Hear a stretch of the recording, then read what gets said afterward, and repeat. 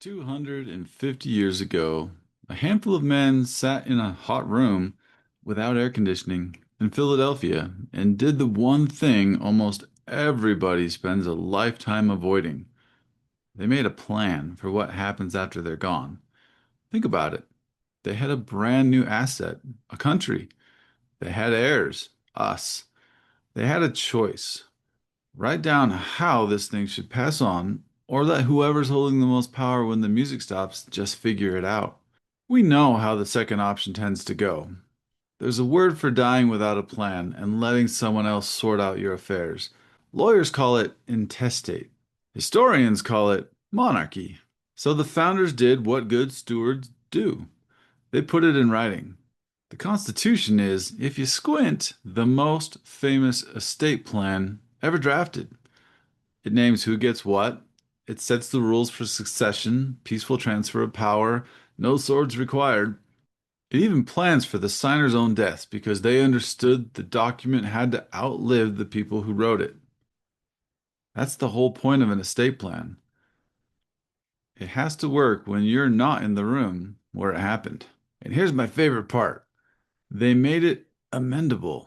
27 times this country has looked at its plan and said, circumstances changed. Let's update it. That's not weakness, that's wisdom. Any estate planner will tell you that the plan that you wrote at 30 shouldn't be the plan you're stuck with at 70. Marriages, children, businesses, losses, life moves, a good plan evolves with you. Now, you're probably not governing 13 colonies today or ever, but you have an estate too. Maybe it's a house, a retirement account, a business you built with your own two hands, a couple of children you run into traffic for, or not. That's your country. And here's the thing, if you haven't made a plan, you still have one. The state wrote it for you. It's called intestacy law, and I promise you, nobody at the Capitol called to ask your opinion while they were drafting it. Your will, your trust, that's your personal constitution. It's you saying in your own words, here's what I built, here's who I love, and here's how I want it to pass on. We the people translates to we the family. The founders didn't wait for a convenient afternoon. They didn't wait until after they felt ready. They signed knowing that the ink would matter long after the hands that wrote it were gone. 250 years later, it still holds.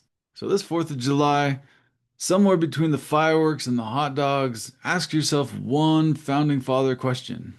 If I'm not in the room, does my plan still work? If you're not sure, that's what I'm here for.